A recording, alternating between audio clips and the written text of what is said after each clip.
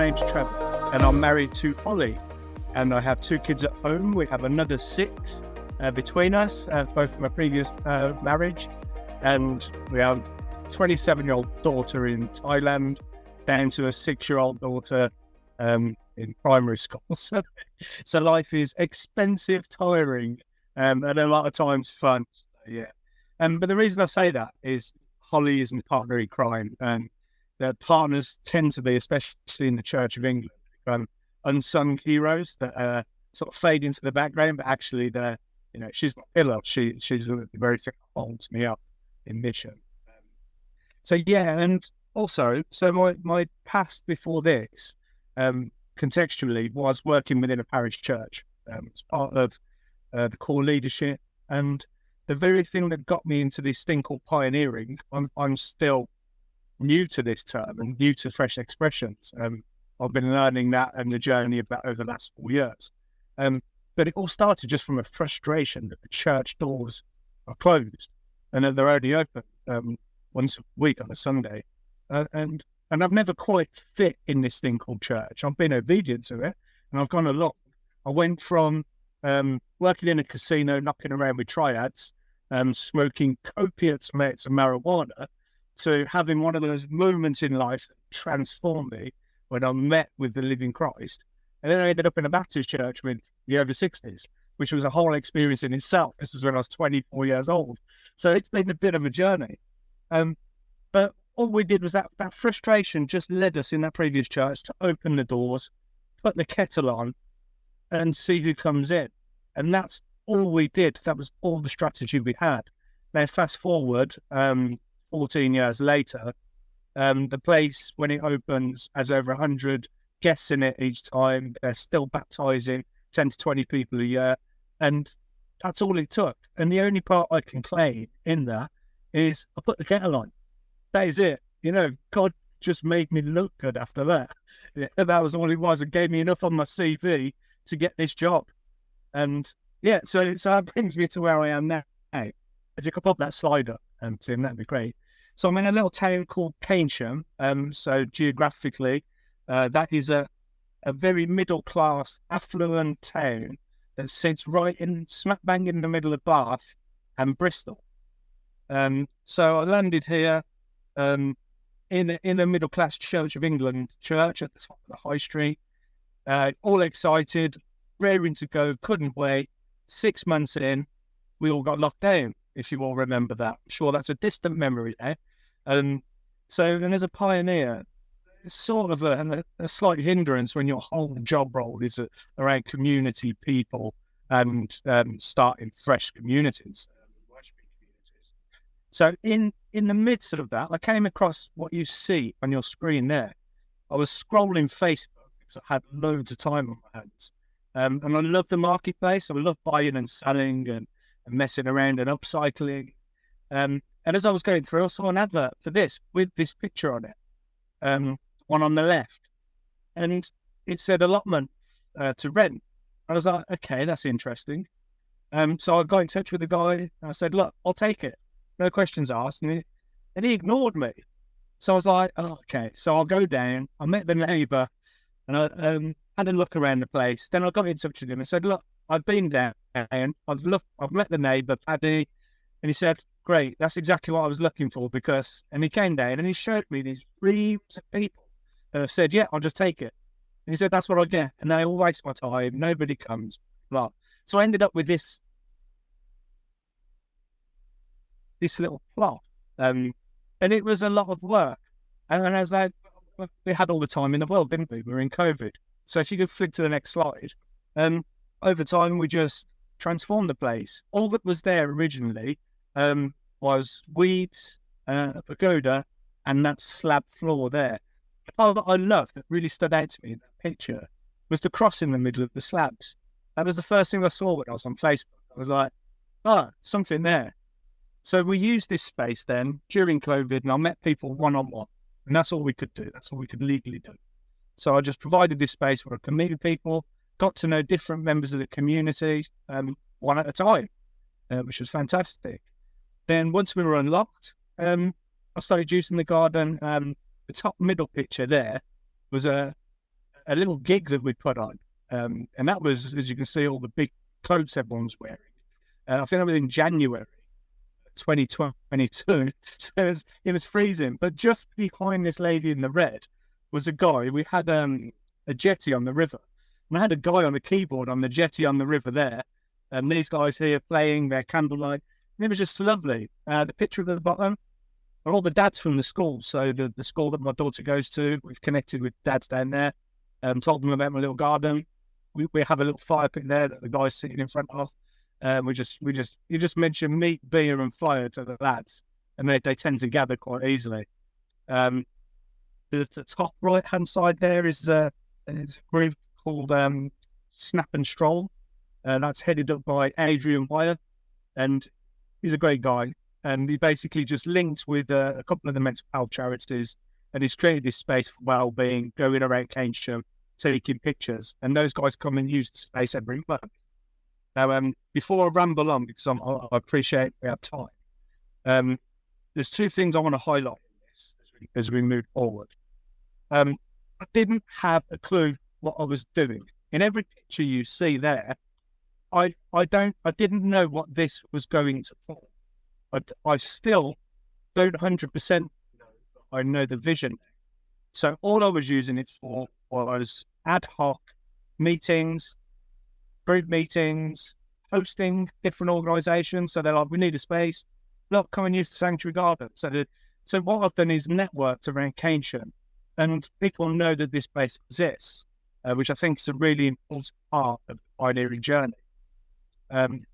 One thing that's been on my heart all the way through this, and it's a calling, is new monasticism.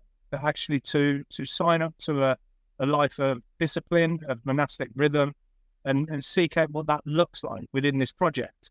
And me being me, I've been quite disobedient with that because of what it costs. You know, when we try and look at the diary and I'm saying, actually, Lord, I can't fit you in there. I can't quite squeeze you in at 7 o'clock every night. You know, we have different groups happening. We have this happening.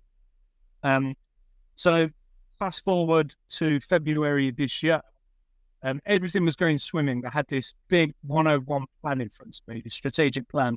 So one thing we do is called Grow Together, before I tell you this plan. And once a month, we open another space in another garden at the back of the old rectory next to church. And we invite families to come in and grow together. We have a couple of allotment spaces, and we try to do it from seed to play.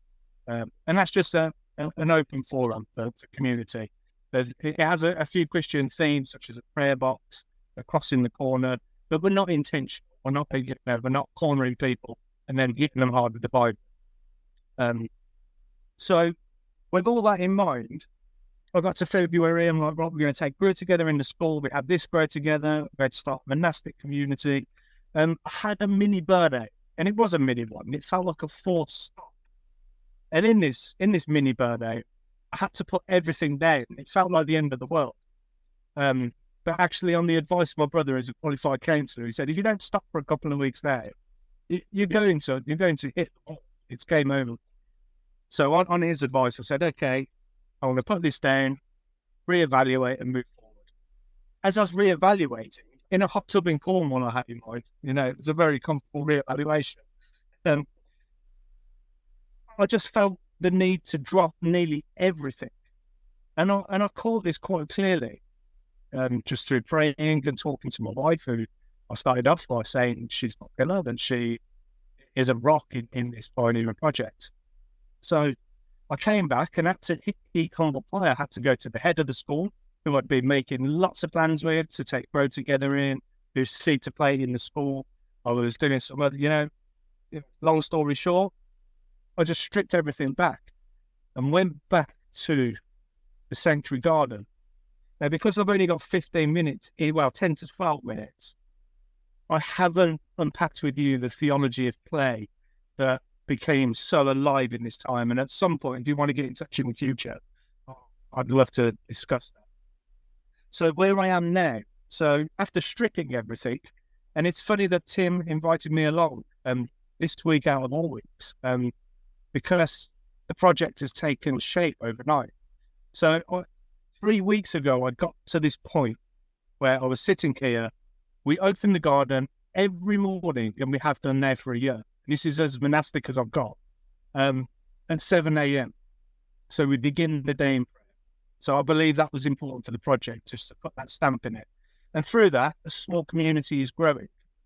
Now, just 3 weeks ago, I was sitting there, and I just felt that call get stronger. And I was like, okay, I give in. Let's do this. Let's go for the disciplined life. I just made this covenant with the Lord, and I said, okay, on the 1st of October, I'll go all in. I will do it morning, afternoon, evening. I'll open the garden. That's where we'll start. That's where we're going. So I did it. 2 days after this, and this was the part that I loved, adjacent to the sanctuary garden here are 6 allotment spaces, and they're all privately rented. So I shared the space with a bunch of other people who were lovely, and it's a community within itself. 3 of them gave up the plots. One of them is a plot in the corner. It's more of a garden space that's bigger than the sanctuary garden. And the 2 plots that lead down to the sanctuary garden became free.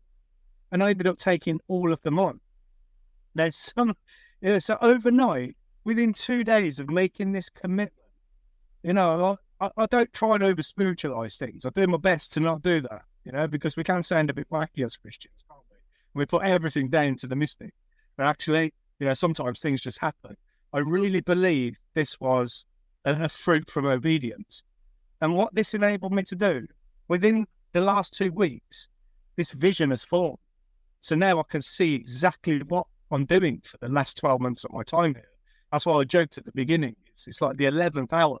And I have a year left to establish something. So where we stand now, as all of you know, when it comes to funding and Christianity, the two are just not friends, are they? They don't go hand in hand.